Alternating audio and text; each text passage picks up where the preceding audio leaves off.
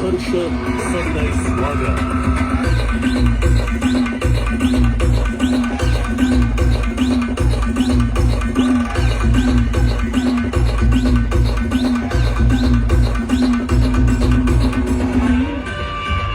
बापाच्या चौकात अवकातीची गोष्ट करायची नाही. इथं साऱ्यांच्या बापाचा एकच बाप आहे. त्यांचं नाव छत्रपती शिवाजी महाराज आहे. असेल अवकात हे शिवाजी चौकात.